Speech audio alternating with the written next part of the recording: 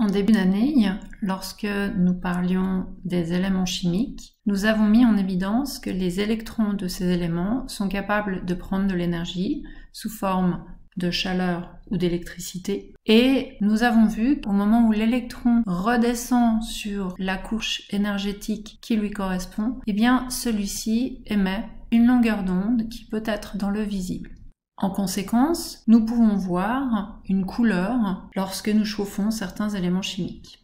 Nous avons été plus loin en décomposant cette couleur qui est due en fait à différents mouvements énergétiques des électrons. Et en fait, ces différentes couleurs sont le mélange de différentes raies de couleurs. On avait vu qu'on pouvait donc déterminer la nature d'une substance inconnue en le passant dans la flamme de façon à comparer la couleur émise avec celle de substances connues, qu'on appellera témoins.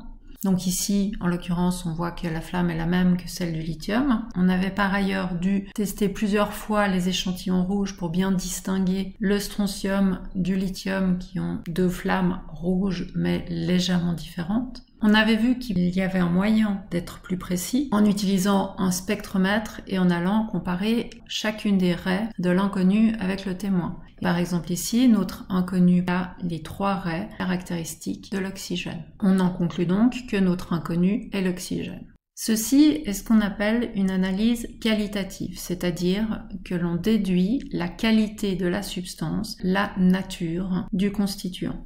Par opposition à l'analyse quantitative que vous pratiquerez l'année prochaine, qui, elle, déduit la quantité présente d'une substance connue.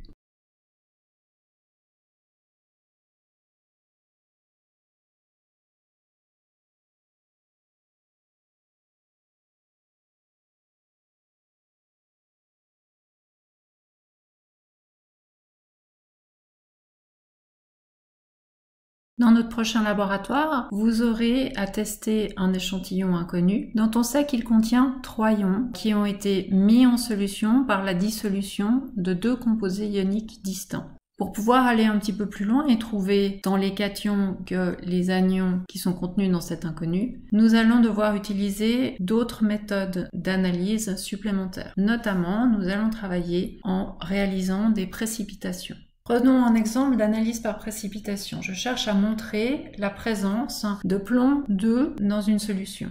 On va élargir la notion de témoin. Jusqu'ici, on n'a parlé en fait que de témoins positifs.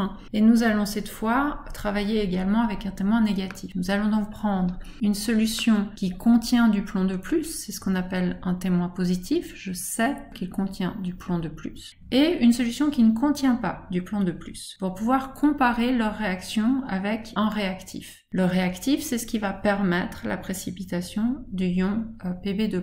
En l'occurrence, on pourrait par exemple prendre du iodure de potassium parce que le PbI2 est un précipité. Alors imaginons que notre réactif ici est du iodure de potassium. Eh bien, si je n'ai pas de plomb de plus dans ma solution, il ne va rien se passer. Tandis que si j'ai du plomb de plus dans ma solution, je vais former un précipité l'iodure de plomb.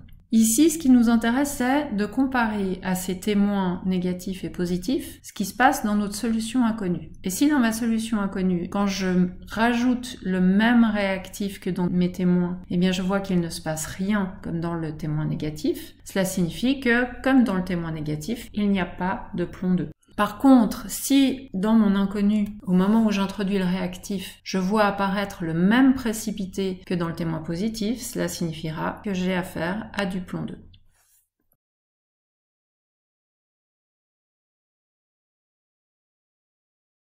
Comme dans le cas de l'analyse à la flamme, où finalement notre réactif était la flamme, lorsque j'utilise par exemple comme réactif un hydroxyde, je vais pouvoir faire précipiter beaucoup de substances différentes. Et donc la couleur du précipité, et non pas de la solution dans laquelle restent les ions spectateurs qui n'ont pas réagi, la couleur du précipité sera un indice important et ne peut être négligé. On ne pourra pas juste se contenter de dire ça précipite ou ça ne précipite pas. Prenons un exemple. Lors d'une analyse, je réalise quelques témoins. Tout d'abord, je regarde ce qu'il se passe lorsque je mets dans une solution de cuivre 2 du NaOH. Je vois qu'apparaît un précipité bleu. Si j'introduis le même réactif dans une solution qui contient du fer 2, eh bien je vois apparaître un précipité vert. Si je mets le même réactif dans une solution qui contient du fer 3, je vois apparaître un précipité rouille.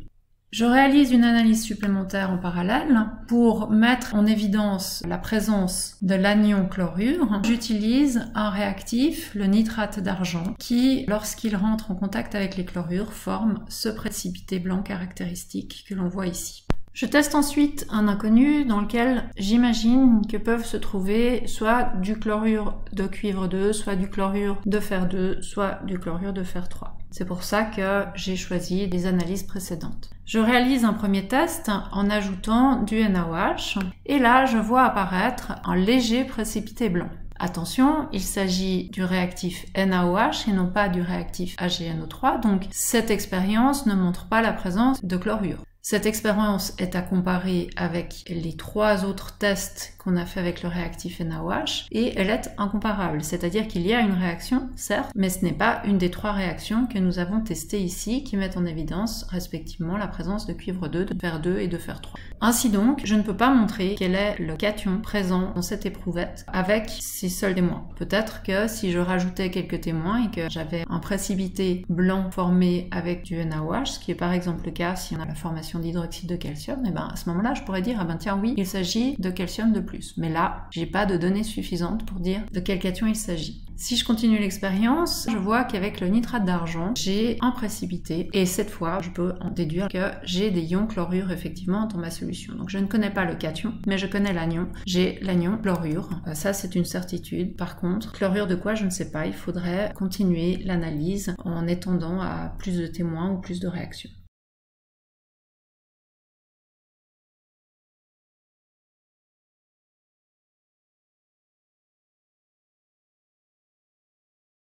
Vous allez encore effectuer un 3e type de test qui va nous permettre d'identifier 2 ions caractéristiques du pH. Nous avons vu ensemble que lorsqu'un pH est acide, cela indique la présence d'ion H+. Lorsqu'un pH est basique, c'est la caractéristique de la présence d'ion OH-.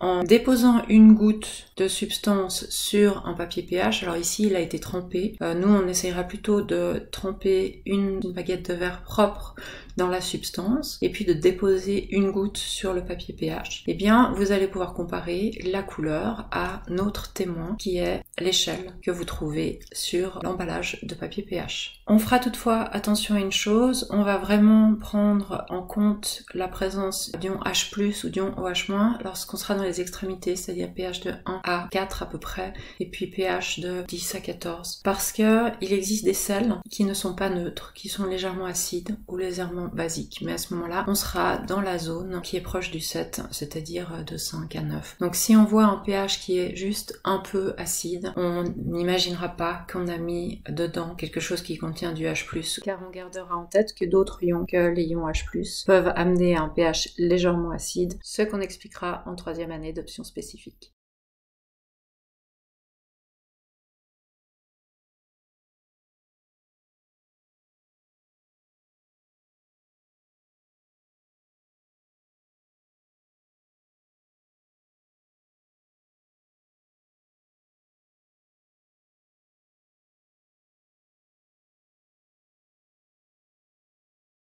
Pour réaliser cette expérience, nous irons dans un vrai laboratoire de chimie. Vous travaillerez donc sur une paillasse, la paillasse étant la table du chimiste. Certaines expériences vont demander de travailler sous hotte, c'est-à-dire de se protéger les voies respiratoires. À ce moment-là, vous serez particulièrement attentif de descendre au maximum la vitre de façon à ce que l'aspiration soit la plus efficace. Au moment où on rentre dans le laboratoire, la première chose que l'on fait, c'est de mettre des lunettes ou des surlunettes. Des lunettes si nous n'en avons pas déjà, des surlunettes qui vont se mettre au-dessus de nos lunettes optiques.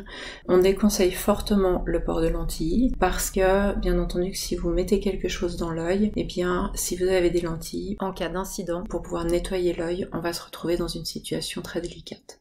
Donc la première chose que vous faites en rentrant au laboratoire, ça doit être un réflexe même si vous êtes en visite, c'est d'attraper une paire de lunettes qui est près de l'entrée. Et puis si vous travaillez dans le laboratoire, on va également vous demander de porter une blouse de laboratoire pour protéger vos habits, protéger vos bras également, donc les manches doivent être déroulées, il ne faut pas remonter les manches. La blouse doit être portée fermée bien entendu. Et puis on vous demandera aussi d'avoir des pantalons et des chaussures fermées de façon à ce que si une goutte d'acide ou une gousse de base devait tomber sur vous, et bien finalement ce ne soit pas vous qui soyez en danger. Ce qui se passera à ce moment-là, c'est qu'au moment où vous mettrez à nettoyer vos habits, vous découvrirez qu'il y a un trou, mais votre habit vous aura quand même protégé entre-temps. La blouse est faite en coton, ce qui est intéressant également si vous travaillez avec un bec bunsen, parce que le coton est peu inflammable. Les habits synthétiques prennent feu très facilement. On fera également attention aux cheveux. Les cheveux sont extrêmement inflammables également, et chaque fois qu'on travaillera avec un bec bunsen, et dans la mesure du possible, même chaque fois qu'on sera au laboratoire, les personnes qui ont les cheveux longs s'attacheront les cheveux. Certaines manipulations demanderont de porter des gants. Alors on ne portera pas les gants pendant toutes les expériences parce que si une goutte de substance rentre en contact avec notre main et qu'on va se rincer les mains immédiatement, on n'est pas en danger. Si on se met une goutte de substance sur des gants, souvent on ne s'en rend pas compte et finalement on va déposer cette substance un peu partout dans le laboratoire. Donc on préférera travailler sans gants, sauf pour quelques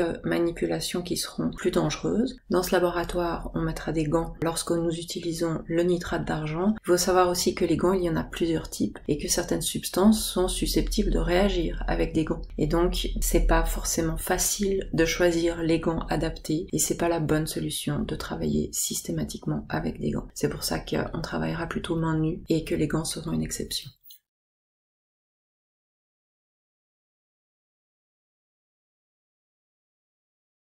Au niveau produit, nous travaillerons avec des substances qui peuvent être dangereuses. Notons par exemple que le sulfate de fer et le chlorure de strontium portent le pictogramme dangereux pour la santé. En l'occurrence, on évitera bien sûr de les ingérer, mais on fera aussi attention aux yeux. De même que le chlorure de calcium est corrosif et peut provoquer des lésions oculaires graves. On fera donc bien attention de ne jamais quitter ses lunettes et de ne pas se gratter les yeux par exemple sous les lunettes. De même pour le chlorure de fer 3 qui porte les deux pictogrammes nocifs et corrosifs. Portant également ces pictogrammes, nous avons les deux acides, l'acide sulfurique et l'acide chlorhydrique. Vous ne manipulerez pas l'acide sulfurique concentré, mais vous aurez à disposition une solution diluée d'acide sulfurique, de même une solution diluée d'acide chlorhydrique, donc moins dangereuse et moins corrosive. Cela dit, la réaction à avoir lorsque on se met ce type de produit, par exemple sur les mains, eh bien c'est la même que pour les produits précédents. Allez se rincer immédiatement. Encore plus important, l'hydroxyde de sodium qui, contrairement qui lorsqu'ils peuvent attaquer la peau font mal, eh bien l'hydroxyde de sodium ne déclenche pas tout de suite ces signaux de douleur, on ressent plutôt une sensation un peu savonneuse sur les mains. Donc on sera particulièrement précautionneux lorsqu'on utilisera la base, donc ici l'hydroxyde de sodium qui est aussi une solution diluée, rassurons-nous, et puis on fera aussi très attention toujours avec ces lunettes parce que acide et base dans les yeux c'est très compliqué.